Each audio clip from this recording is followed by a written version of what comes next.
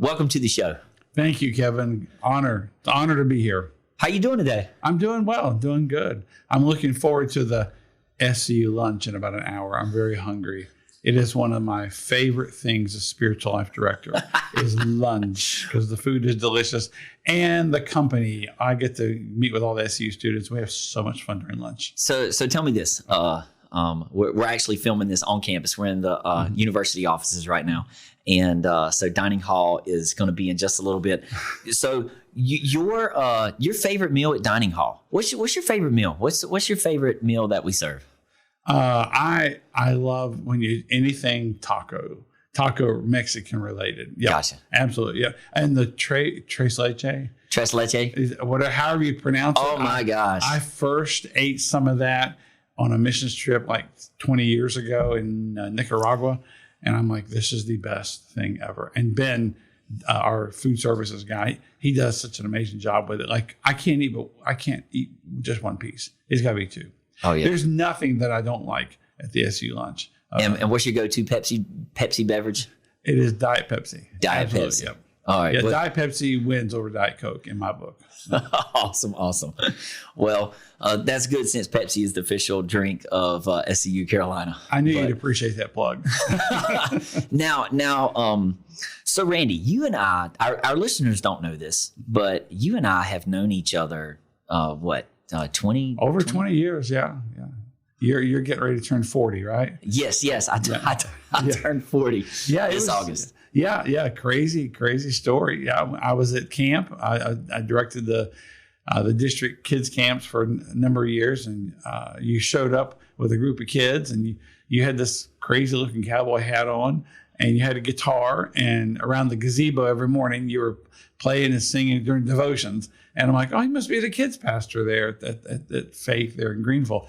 And I went up to you and I said, hey, you're doing a great job with these kids. You're like the Pied Piper. I said, how long have you been the kids pastor? And you're like, dude, I ain't a kids pastor. You remember what I said? I said, I'm not the kids pastor. I said, I sell real estate. Yeah, I know. You did. I'm like, you're like 20-something. You sell really, have your own business? And I said, man, I think God might have a call on you for kids ministry. And I don't just share that like loosely with people. Only people I really think, I think you're supposed to be a ministry. And you were like, no way. You got the wrong person. And then what was it I said about the burning bush? So what I had told you, it's interesting, right? I feel like when you are doing what God wants you to do, it's really just one step at a time, and it's one small step at a time. And I had started vacation Bible school with 4-year-olds, you know, and then that became Sunday school, and then Sunday school became camp director, and then at that point, that's where you came on the scene, and our relationship began. And I've always enjoyed developing and equipping the next generation for service in the ministry. So Ephesians 4, it's definitely been a heart of mine. And I told you, I said, Randy, I will take the leap to become a children's pastor, but I'm just waiting for that burning bush moment. That Moses experience where that God has spoken to you, and this is what you're supposed to do. And then you said to me, some of the greatest as a spiritual father speaking into my life, you said this to me, some of the greatest advice I ever got in my life. You said, Kevin, if you're waiting for a burning bush moment, it's never going to come. And I was just like, did this guy just say that to me? Like it's never going to come? And then you followed it up with, God's already called you. The calling is already upon your life. He's just waiting for your yes. Yeah, absolutely. I saw it big time. I just saw it. He's a kids pastor. What was it? You said so you played an instrument in choir. Well, I play all kinds of instruments. Acoustic guitar, alto sax, soprano sax. Yeah. You were like in the choir. And I'm like, he doesn't need to be in the choir. These kids love him. Ditch the instrument. And not that you did a great job there with the instrument, like when you played the guitar. But I thought his primary calling is with equipping like the next generation. Now you want to know what's really funny or a do moment, Twilight movie. Twilight Zone. Yeah. So you're no longer the kids pastor. That is correct. But you I came as the kids pastor. So it's come full circle. You came to Multiply as the kids pastor. Yes. Later on. I had nothing to do with that. Okay. You came to my house and spent the night, you and Kelly. I didn't know you were meeting with Pastor Rick the next day. And then I hear they hired you as the kids pastor. So we knew each other then. And then you started SEU, and I was traveling doing stuff with our ministry. And now I'm back. I'm the kids pastor, and you're the SEU director. It is wild. It is wild how things have come full circle. That you're holding the position that I used to be. I know. And you're the reason that I'm in ministry at all. Yeah. And it's crazy. And actually, I don't know if you know this. We're actually celebrating our 8-year anniversary. It's been 8 years since we started SEU Carolina. 8 years. Oh my goodness. So I have a story about that. I was there was a season in my life where I was driving a school bus. I know, I was a missionary to kids, but the money wasn't coming in. So I'm like, I'm going to drive I drove a school bus for 3 years. That's a whole other story. I won't get into. It was my desert experience. And I came to you and I said, Kevin, I want to teach at SEU. I said, is there, can I teach? And I just had a bachelor's, and I thought, well, of course, knowing me all these years, you're going to sure, man. And you're like, I can't let you do. You got to have a master's. I'm like, what? Dude, I found you. I plucked you out of obscurity, and you're telling me that and you're like, hey, it's not my rule. It's not my rule. I'm like, fine. So you know what I did? I went and got a master's. Where'd you get your master's at? Richmond University. It was the quickest way that I could get it. I mean, I looked at 6 different programs, and Richmond was the one that I could go through a lot quicker. So I got it in a year and 4 months. Yeah. Because I really, really wanted to teach at SEU. Yeah. And so when you talk about the 8-year anniversary, I'm totally thrilled to be a part of the history of SEU. I wasn't there at the beginning. I was maybe 5 years into it. Yeah. But I'm like, I want to be a part of this thing. I want to equip and train not just kids, but college students. And so let's talk about that for a moment, because for me, that was such a part of me wanting you to be chaplain at SEU Carolina, and running this campus. Being a pastor myself, it's definitely something that I could have done, but in a role running a university, there's just so many hats, so many different plates spinning between staff and faculty and hiring and job descriptions and vision casting and program creation, development, and teaching. There's just so many things happening. You really can't do everything. Right. And so Pastor Rick, his leadership mantra was in the back of my head: do what you can do that no one else can do but you. Right. So I knew that for me, casting vision for the university, developing and creating was the one thing that I needed to do, but everything else I needed to give away. Right. And so I got to thinking, who would be best for developing the next generation? And you had just been hired to be the lead children's pastor by Doug Withrop at Multiply Church. And I knew you were the one. I knew you were the guy. I knew that you had the number of years of experience. I knew that you had a passion and a heart for the next generation. And I knew what you did in my life and what I've seen you do in so many other people's lives. So I knew that, for students that are in their walk with the Lord at a Christian university, you were the guy. So I asked you to be the chaplain. So what has that been like for you, being a chaplain? How rewarding has that been? Oh gosh, it was an honor for you to ask me to do that. And yet it wasn't. It was like, oh, I can do that. In other words, it was like the next step. And I wasn't like jockeying for position. I hope he makes me a chaplain. It was just like when you said it to me, I'm like, yeah, that feels really, really good. And so being the chaplain and kind of directing spiritual formation, I have totally enjoyed getting to know the students. My whole model that I use is really just something about building relationships. And that's where you start. You build the friendships, you do some fun stuff together, and you're just there for them when they're walking through some stuff.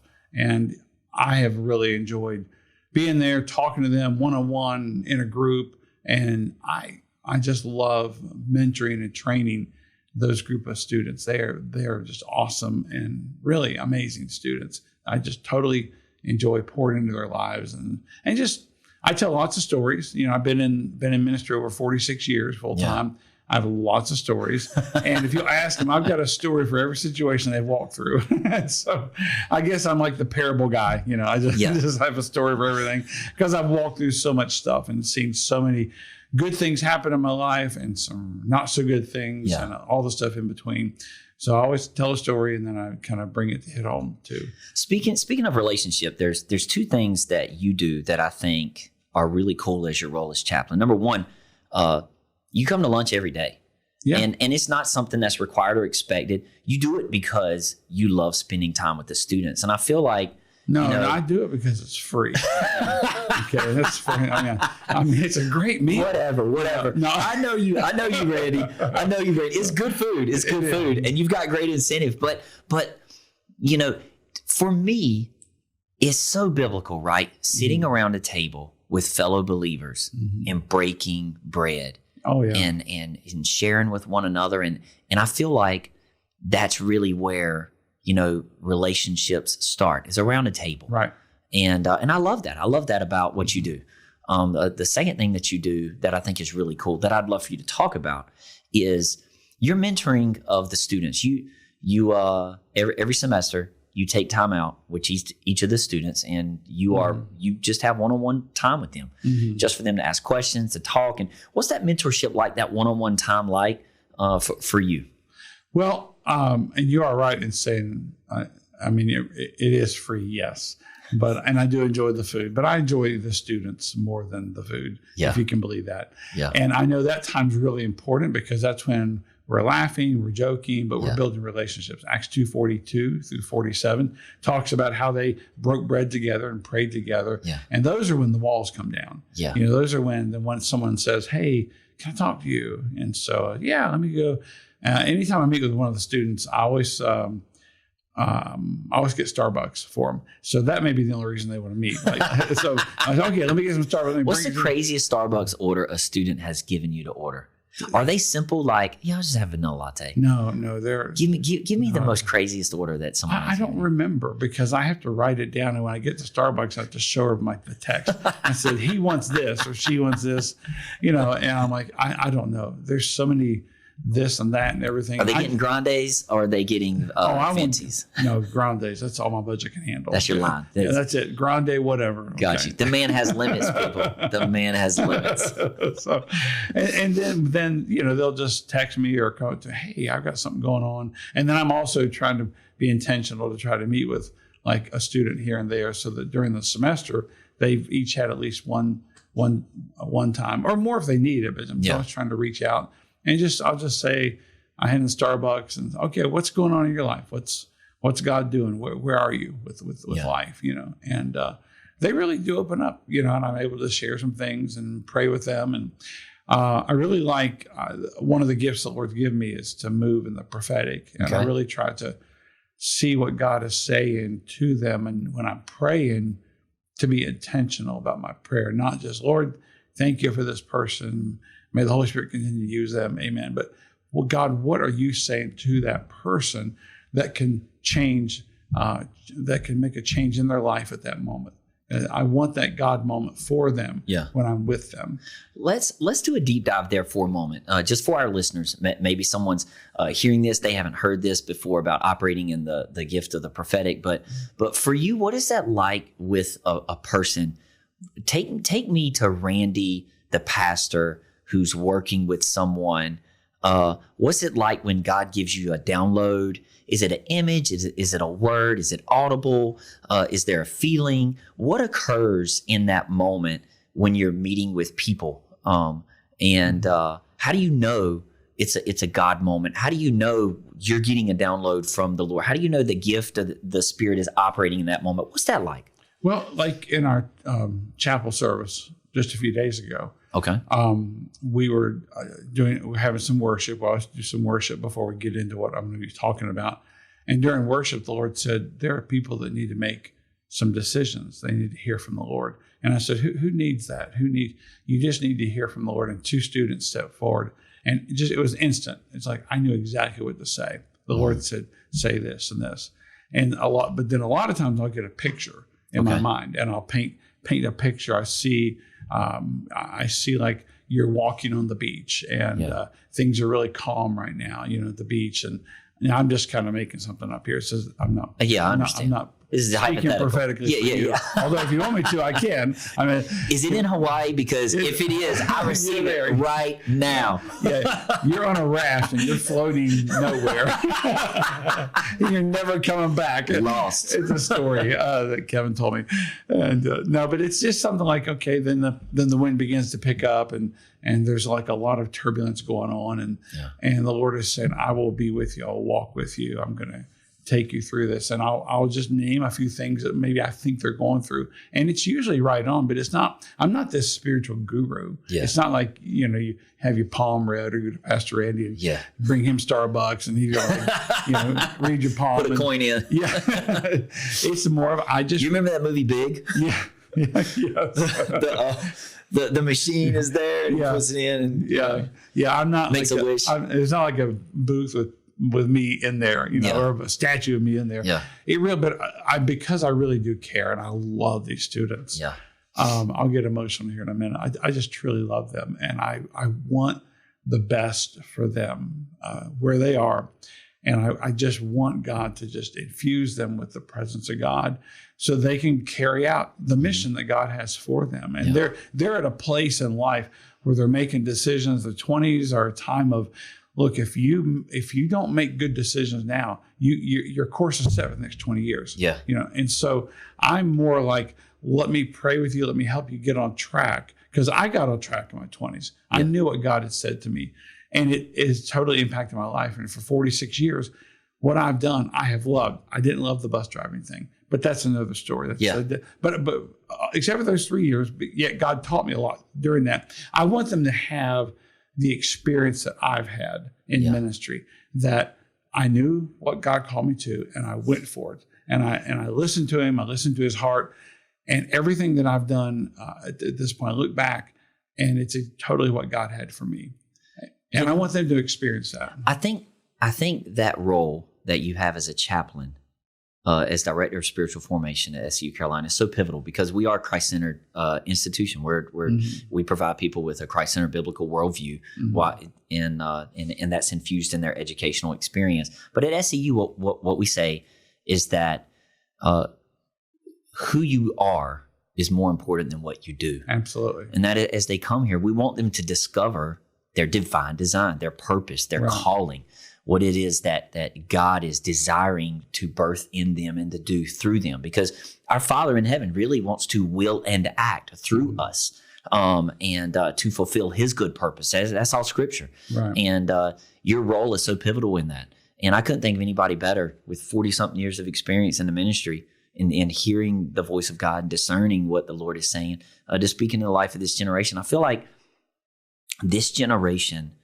it's such a missing component. And if they get that component and they get that right, it's like everything else falls into place. Right. That relationship with Christ is just so pivotal. Oh, absolutely. Now you mentioned chapel service. Mm-hmm. So tell me about that, because that's one of the things that you oversee on campus. Mm-hmm. What does a chapel service look like? What occurs at a chapel service? Mm-hmm.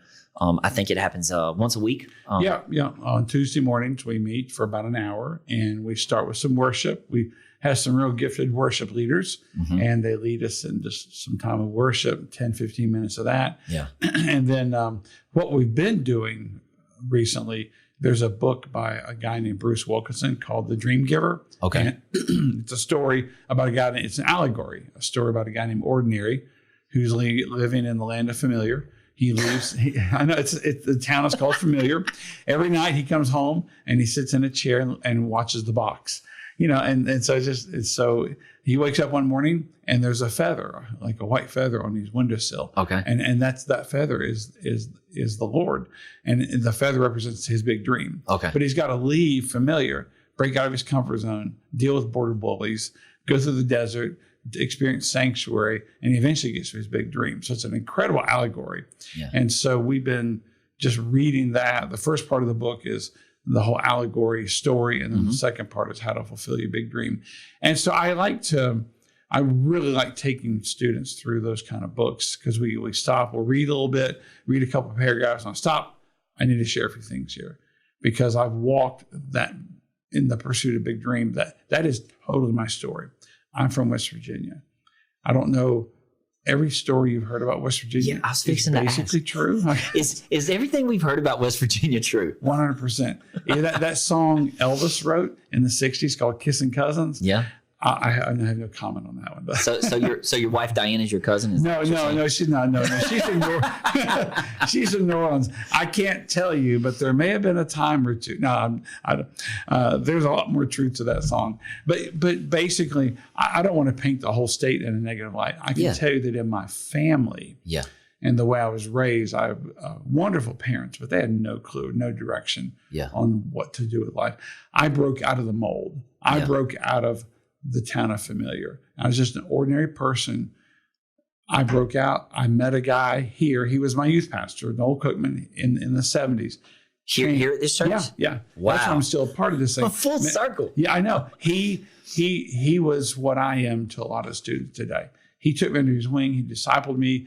And I just became the man that I am today because of him. He was the first male figure in my life that propelled me into ministry. Wow. So during the course of chapel, I'm remembering those stories. I'm going to stop right here. Let's talk about border bullies for a minute. Yeah. A border bully is somebody that stands in your way because pursuing your big dream. Because a border bully, the main reason they're a border bully is you're breaking into their comfort zone. Yeah. You leave, the whole world changes. When I took off to college, my wife and I were married 2 months later, went to Missouri, went to Evangel University. I apologize in advance. No need to apologize. They're great. They're a great sister.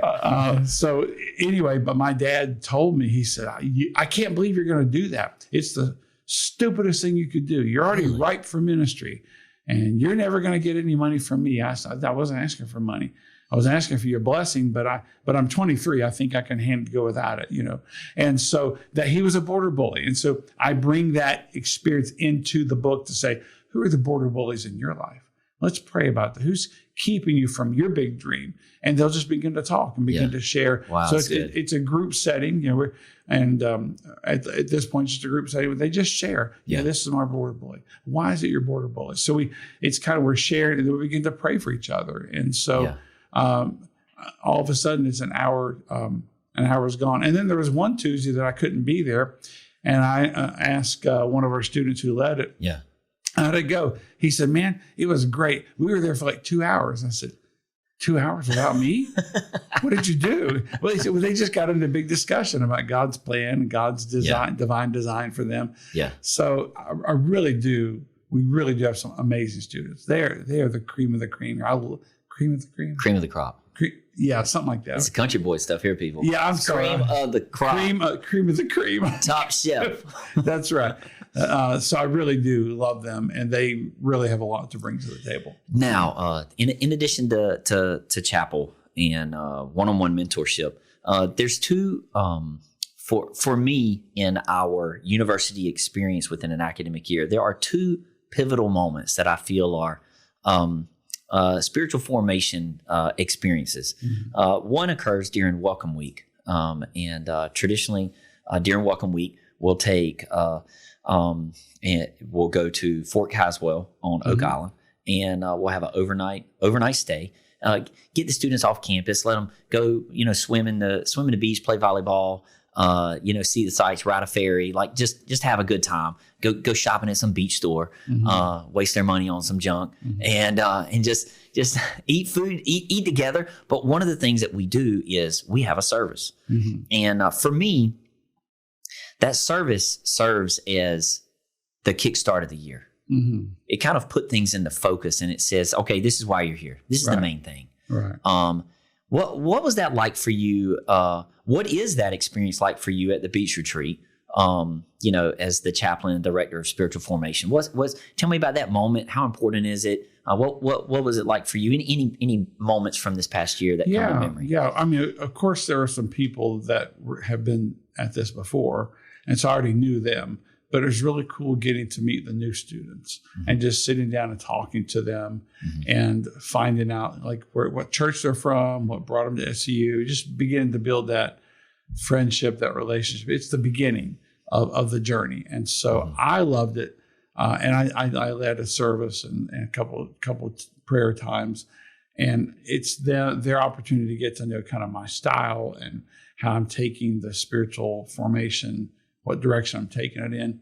But more importantly, it's just getting to know them and getting to realize their heart, what they're wanting to do. And I love being able to pray with them. And I remember I had several prophetic words over some of the new students, and it just stuck, just like, wow, he really knows, what's going on. It's not me. It's the Lord knowing what's going on. Yeah. But enjoyed eating food together and getting to know them, and then having that service to where they can kind of get to know this is what the year is going to look like spiritually at SEU. So I loved it. Totally loved it. Do you remember?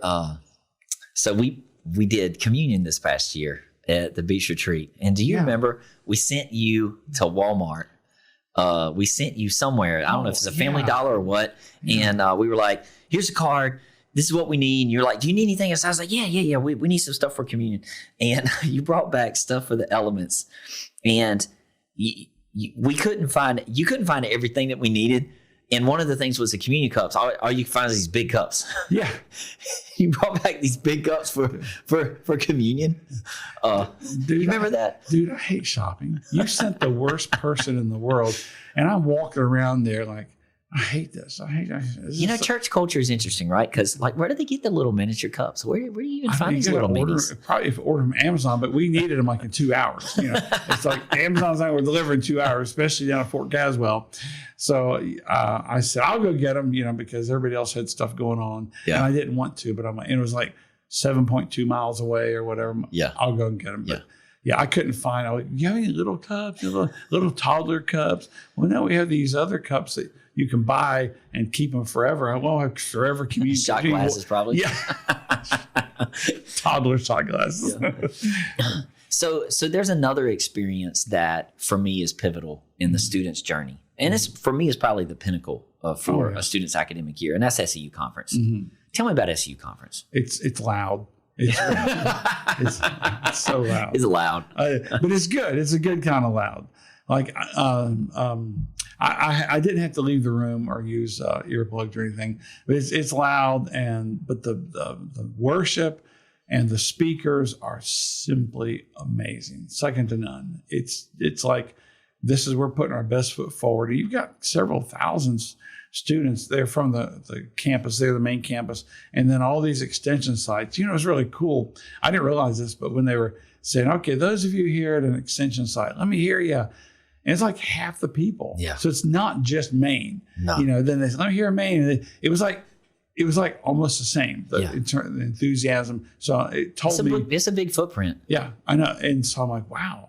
I don't think I realized how big the extension sites were. Yeah. But then the spiritual direction, the prayer time, the hearing from the Lord, it was just amazing what God showed them there. And we're all, because we'd always get there we didn't get there an hour beforehand. We were getting there when they opened the doors, and we end up in the balcony. Yeah. Well, I'm telling you, God is just as strong in the balcony than he is on the second row. Yeah. And it was just amazing. And the music is just as loud. Oh, the music,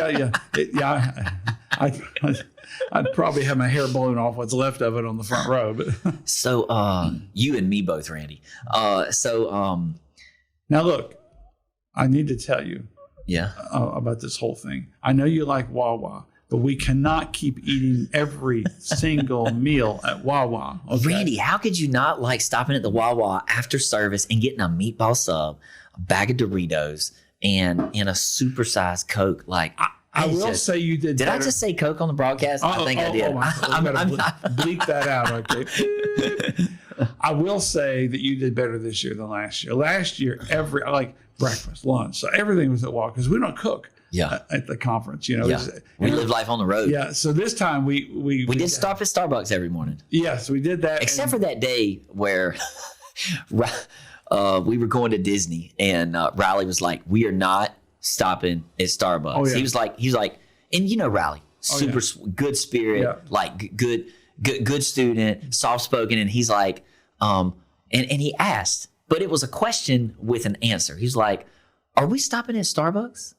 Like, I knew it was a no. So when we actually were driving to Disney, I actually made the right turn. Like we were going to pull in at the Starbucks, just to freak Riley out, just to make him think that we were stopping. Yeah, he was in my car and he's like, "Is he stopping at Starbucks?" And then we get there, and there is a Starbucks inside. That we ended up getting to. But so for you as director of spiritual formation. For me, it's an honor to have you go with us to SEU conference, but it's not something that you have to set aside time in your schedule to come to. So for you, why is it so important for you to be at SEU conference with the students? Again, it's another place where we're building relationship. I am all about relationship. And I was spoiled by Noel, my youth pastor. He was all about relationship. And I have so many stories of when I would just show up at his house. I was like single, 18, 19. Yeah. And one winter morning, I drove up in a dune buggy. My brother had a dune buggy. A dune buggy? Yes. This is some country people stuff. It was like dune buggies and cream of the crop on the pike in West Virginia. It's going down. It was like 10 degrees outside. Okay. And I bundle up and I show up and I knock on the door. He says, "What are you doing?" I said, "Get your coat on. We're going to go down Church Street." So he got his coat, just spontaneous. I mean, that was the day before cell phones. And when you called, you may or may not get an answer. There weren't answer machines, So I couldn't reach him. So I just went on to his house. Yeah. And we got in his car, got in my car, the dune buggy, and took down Church Street, took off down Church. And we were like freezing. We did it for like 5 minutes. And I will never forget that because he was the epitome of let's build a relationship. Let's build a friendship. Even if it's 10 degrees outside, we're riding in a dune buggy down Church Street at night. And I remember it today from years ago. Yeah. And that's what I love to do, especially at conference, because there's so many opportunities to do crazy, stupid stuff. Yeah. Maybe not too stupid, but just crazy things. And do it because when it comes time to pray, when it comes time for life decisions, they're going to come to me. They're going to say, "Hey, what about this? I really need the Lord to speak to me." And I feel like those types of moments, those Bethel moments, right? Like when Jacob is wrestling with God. I feel like those are the types of moments that happen in a setting like SEU conference, right? Where the Spirit's moving and they're worshiping and they're at the altar, right. And then you're there. You're able to pray with them and. And outside of that, though, we're just laughing. We're just having fun. We're telling jokes. This is true. We're in the car, and we probably told a few jokes about you eating your car. Now, speaking of traveling, do you remember our flight this year? I was hoping you would bring that up. On our way to conference. Do you remember that, Randy? Yeah, I was in the middle seat. Flight? And Riley was to the left. Riley was in the window. And you were to the right. And our plane took off. And within 10 minutes, there was this. And then it banked to the left a little bit. And then it kind of fell backward a little bit. Yeah. And I was like, this is it. This is it. I mean, it's over. It's over. So I grabbed a hold of the seat in front of me. I closed my eyes. I just went, Jesus. You had a Hulk Hogan grab on that. Jesus. Okay, so Riley's just laughing. He's like, "We're going to die. Ha, ha, ha." I'm going, Jesus, some girl over here screaming. Yeah. And then you're going, breathing, baby. Breathing. It's like you're doing Lamaze class or something. The girl behind me passed out. Yeah. That's true. Gone. Yeah, man. I was like, "Do you remember that?" And no. Yeah. I was like, "It was horrible." But God saw us through. Yeah, absolutely. Absolutely. At first I thought, is it because I brought my own piece of luggage and nobody else did? I had too much, that's it. And that big drop, your suitcase just fell out of the plane. All right. So we're going to do something fun before we go. Okay. Now, in this season, what we've been doing is doing a rapid fire round, 60 questions, 60 seconds. Okay. 60 questions. I know. Our executive producer wants to do it. And so we're going to give it a shot. All right. Do you accept the challenge? I accept the challenge. All right. Now, first thing that comes to mind, just answer the question. Okay. You ready? Yep. All right. Favorite color? Blue. Coffee or tea? Coffee. Early bird or night owl? Early bird. Beach or mountains? Mountains. Favorite holiday? Christmas. Introvert or extrovert? Introvert. Cats or dogs? Cats. Go to karaoke song? I Think I Love You by the Partridge Family. Your life song? My life song. Yeah. Yeah. I can't. Hey, No, it's the voice of truth. Okay, there we go. Biggest pet peeve. People don't show up on time. Famous person for dinner. Donald Trump. Last thing you Googled. CVS pharmacy. I'm 64. What makes your day better? What makes your day better? Getting up and getting coffee. Texting or talking? Talking. Best day of the week? Friday. One thing you can't live without? My wife. Your nickname? Ray Ray. You did it. You called me Ray Ray one time. All right. What's the name of that puppet that you do that's so rowdy? Tyrone? Tyrone, Oh, yeah. I love some Tyrone. See, I know. What you talking about? All right. So Ray, my main man Ray. I came in one day and said, "Hey, but you had your hat. You're going through like an identity crisis. Yeah. You were the kids pastor. People thought I was from New York. Yeah, you had your hat on kind of sideways. You said, "What's up, Ray Ray?" I'm like, huh?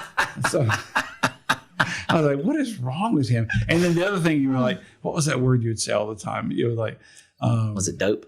Yep. Yeah. I said, "What's up, Ray Ray?" I said, "Hey, Kevin." He said, "What are you doing?" What kind of person doing uses this. dope in a sentence? Is that even? Yeah, I would like say, an 80s I'm thing? doing this. He said, "Man, it's so dope." Well, I was an 80s baby. So Yeah. So I go around the rest of the when day were you going, born, Randy?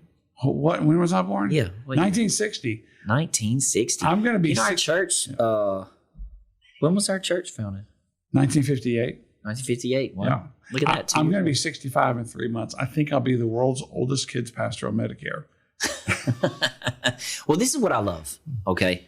I know in our culture, in Western culture, traditionally, 60, 65, it's like retirement age. And, when people are like drawing Social Security and all this kind of stuff.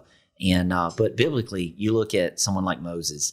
Moses didn't step into ministry for some of the greatest triumphs of his life until he was like 80.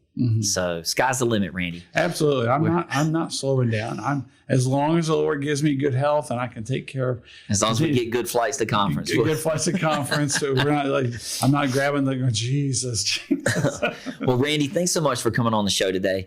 You're such a blessing to have on campus. Our students love you. And I couldn't think of a better person speaking into the life of our students and being a spiritual mentor to them. So thanks for your ministry and what you do. You're welcome. Well, folks, that's all the time we have for today. Thanks for tuning in.